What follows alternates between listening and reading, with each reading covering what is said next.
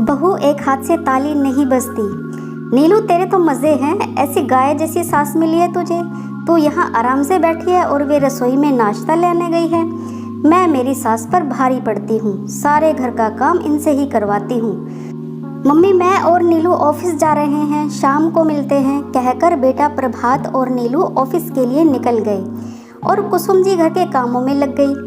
यह रोज की दिनचर्या थी कुसुम जी की। बेटा प्रभात और बहू नीलू दोनों एक ही मल्टीनेशनल कंपनी में काम करते थे। दोनों की शादी हुए अभी 3 महीने ही हुए थे। दोनों की लव मैरिज थी। बचपन से ही प्रभात के सर से पिता का साया उठ चुका था। बस तब से कुसुम जी ने अकेले ही पाला पोसा था प्रभात को। पहले खुद भी कुसुम जी नौकरी किया करती थी और घर और प्रभात को भी संभालती थी, इसलिए वह नौकरी वाली औरतों की समस्या से वाकिफ थी।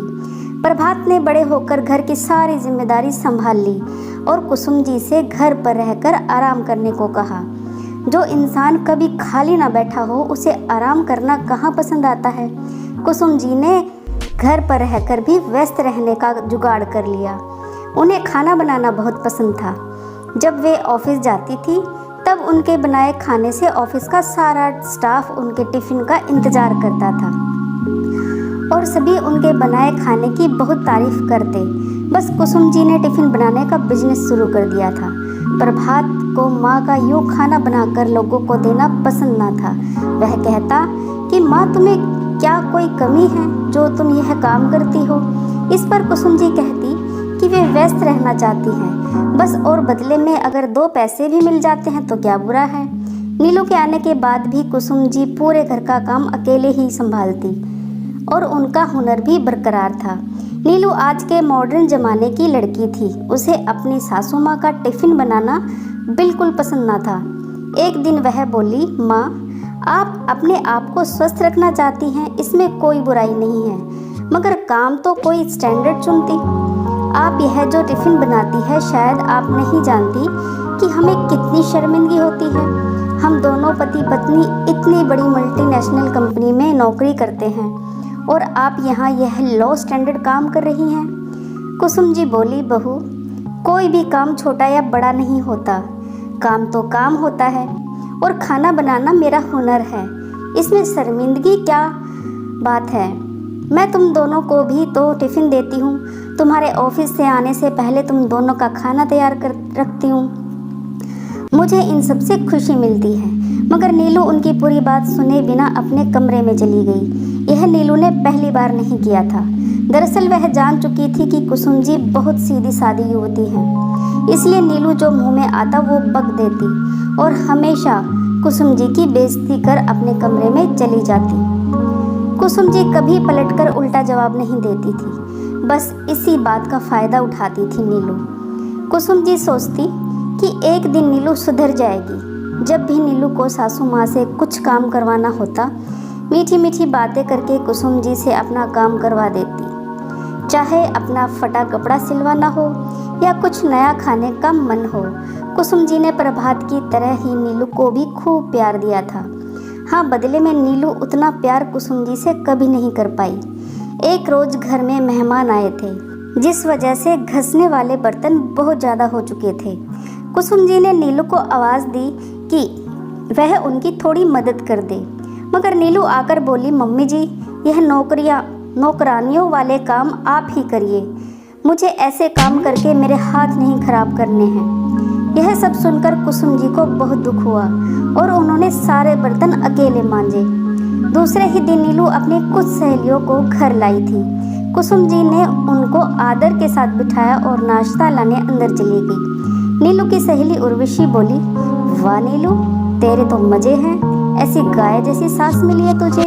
तू यहाँ आराम से बैठी है और वे रसोई में नाश्ता लाने गई है। और सभी ठहाके लगाकर हंस पड़े। नीलू बोली, हाँ मैं बहुत लकी हूँ सास के मामले में। यू नो हर जगह सास बहू को सुनाती है, मगर मेरे केस में उल्टा है। यहाँ मैं सास पर भारी पड़ती हूँ। सारा घर का काम इनसे ही करवाती हूँ और मैं मज़े करती हूँ। आज कुसुम जी को अपने कानों पर विश्वास नहीं हुआ। उन्होंने नीलू को बेटी से बढ़कर प्यार दिया, मगर बदले में बस इस घर की एक नौकरानी बनकर रह गई थी। कुसुम जी जैसे ही बाहर आई सभी चुप हो गए।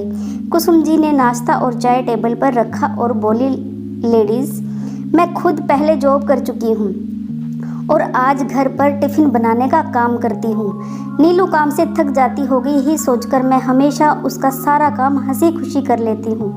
मैं बेटे बहू के पैसों पर बिल्कुल आश्रित नहीं हूँ। कुसुम जी नीलू से बोली, बहू कल से तुम अपना काम टिफ़िन खुद बनाना, अपने फटे कपड़े खुद सिलना और हाँ, हर संडे तुम्हें कुछ नया खाने का मन होता है वह भी खुद बनाना। नीलू बोली, माँ सॉरी बोलने का मतलब वैसा कुछ नहीं था। नीलू ने सोचा जिस तरह वह हमेशा अपनी सास को मीठी मीठी बातों से फंसा लेती है वैसे ही इस बार भी उन्हें पटा लेगी। मगर उसके विपरीत आज कुसुम जी ने नीलू की पूरी बात नहीं सुनी और बोली, बहू ताली एक हाथ से नहीं बजती। प्यार और सम्मान पाने के लिए पहले प्यार और सम्मान देना होता है। मैंने कभी तुम में और प्रभात में कोई फ़र्क नहीं किया था, मगर आज तुमने मुझे फ़र्क समझा दिया।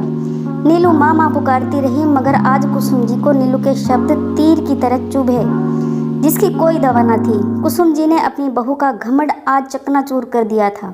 नीलू की सहेलियों के सामने उसका खुद का मजाक बन गया था।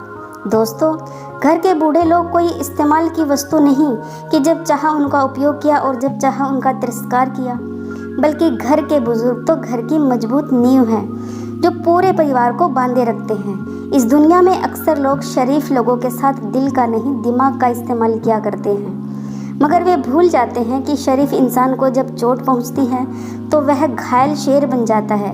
इसलिए कभी किसी को अपने फ़ायदे के लिए इस्तेमाल ना करें। उस इंसान की कीमत समझे जो आपके लिए सब कुछ निस्वार्थ भावना से करता है। दोस्तों, क्या कुसुम जी ने सही किया? ज़रूर बताइएगा। अगर आप कुसुम जी की जगह होते तो आप क्या करते? कहानी पसंद आई हो तो वीडियो को लाइक शेयर और सब्सक्राइब करना बिल्कुल ना भूलें। मिलते हैं ऐसी ही एक और कहानी के साथ, तब तक के लिए जय माता दी।